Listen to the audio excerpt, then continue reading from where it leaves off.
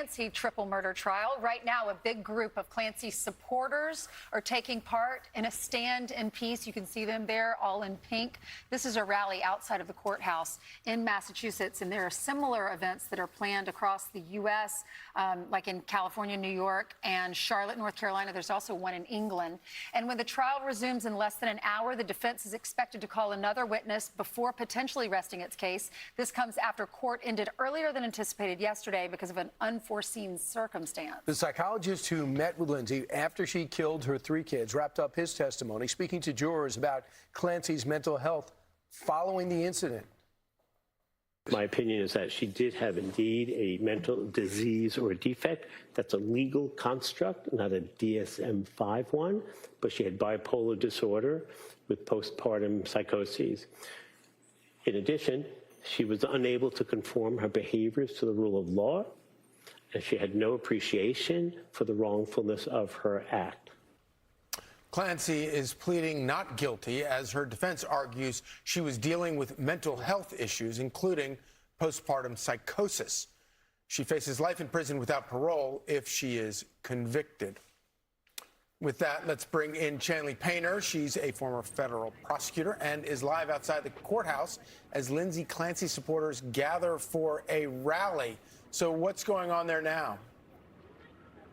It's a buzz around here, guys. Good morning. So I see probably around 200 Lindsay Clancy supporters. They've been filing in for over an hour now, and they are here for the stand in peace in solidarity and in support of Lindsay Clancy. I see women, men, children, people of all ages that are here, most just wearing all kinds of shades of pink. They're filling this lot next to me, and they aren't really supposed to hold signs. They're not really here to protest. They're just here to stand in silence and to show support for a woman whose life is on the line, and she is accused of doing horrific things. And a lot of these people I'm talking to say that the healthcare system failed her. And I want to mention, just because I did see yesterday after court when I was here, we were out here waiting, and I saw like a caravan, like the sheriff's office, which I believe was how Lindsay Clancy is being transported in and out. And she drives right by the courthouse here. So I've been kind of on the lookout as far as when she comes back to court this morning. Not sure what time she got here, but if she was arriving within the last hour or two, she would be seeing all these people out here in support of her. In fact, I did catch up with a couple of supporters of Lindsay. They wear shades of pink, and then also there's some people here in red that are here in support of the children. Let's take a listen.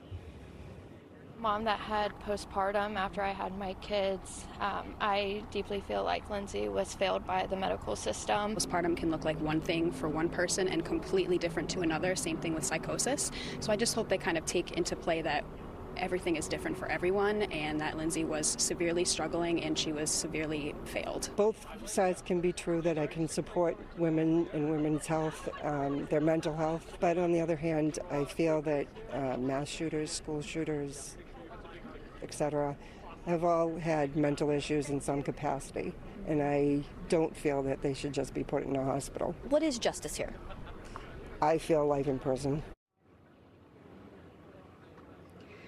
I do want to mention also, guys, because court is expected to start around 9 a.m., the defense attorney, Kevin Reddington, pulled up, and he drove past the crowd of people, and they started cheering very loudly for him. He had his windows down. He was waving his hand. So he has not yet walked past us. We're waiting for him to walk by, maybe ask him a couple questions. But we expect him to have a boisterous welcome to the courthouse.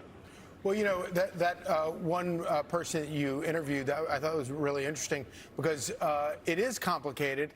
You know, obviously what she did is absolutely beyond horrifying. But at the same time, you also have a situation where she was fed multiple different psychotropic drugs. She had to institutionalize herself for a brief period of time. It's remarkable all the ways that some warning signs clearly were missed here.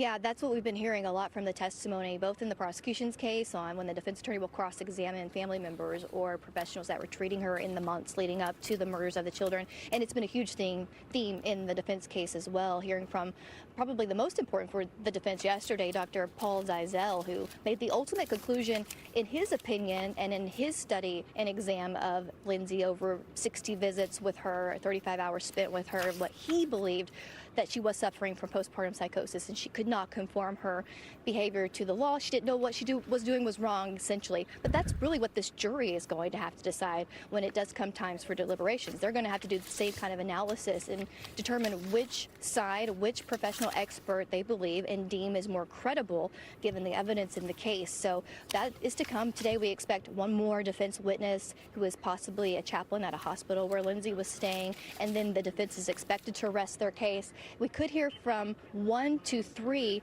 experts from the prosecution because they carry the burden here. They have to prove beyond a reasonable doubt that Lindsay Clancy was in fact criminally responsible when she took the lives in the most horrific way of her 3 children, and that she could have, yes, been suffering. And they don't disagree that she was suffering from mental health issues. Right. But they say you can have mental health issues and still be criminally responsible. So that's what they have to prove. So we will be hearing more of that as the evidence unfolds. And guys, just so you know, to my left, Kevin Reddington is on his way to walk by up here.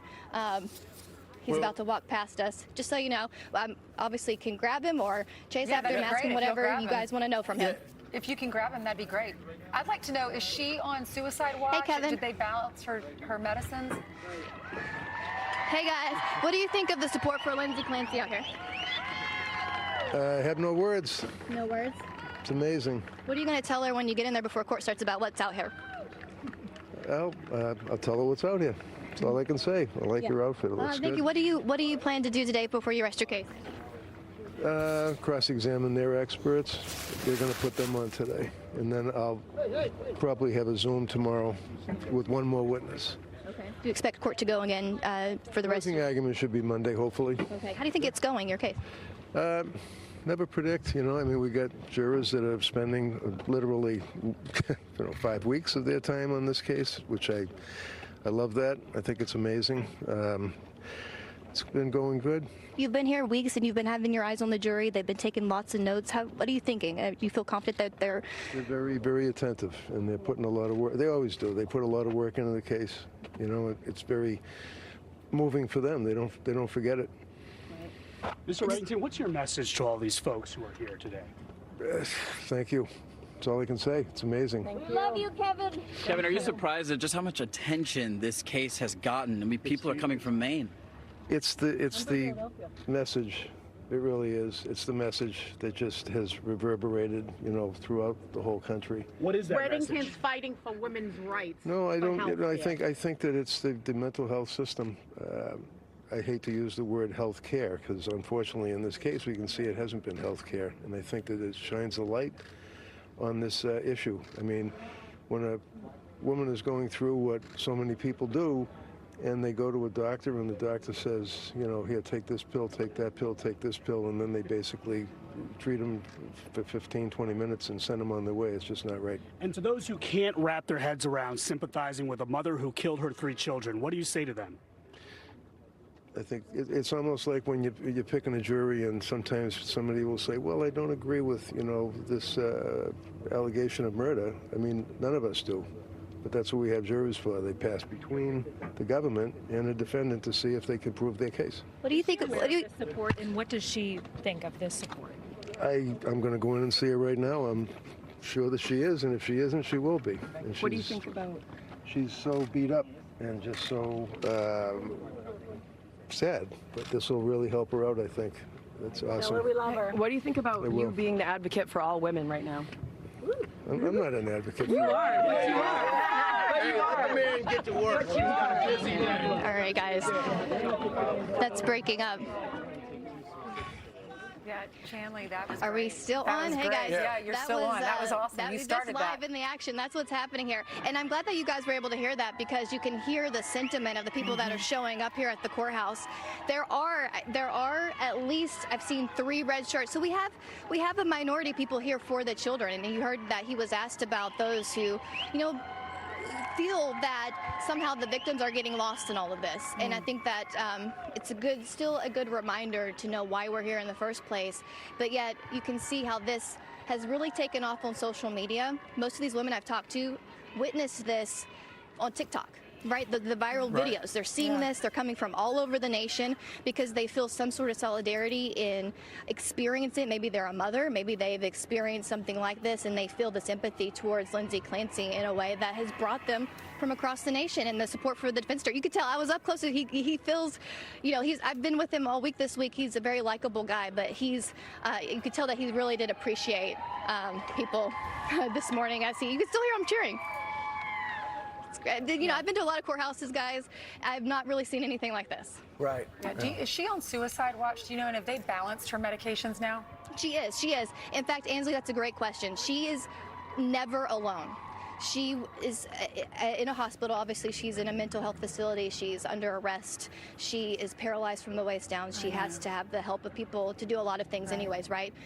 But she always has someone with her because she still, according to her attorney, has suicidal ideation. She doesn't want to be here. He said openly in opening statements to the jury that she still wants to die. She doesn't want to be at this trial. She doesn't want to be alive. So she's very much on suicide watch. And even in the courtroom, she has 2 nurses that sit right behind her that are, you know, anytime she needs something. Yeah, they rush forward. Carts her in and out of the courthouse. Yes, exactly. All right, thanks so much. Chanley Painter, thanks. Biggest question is she a victim too?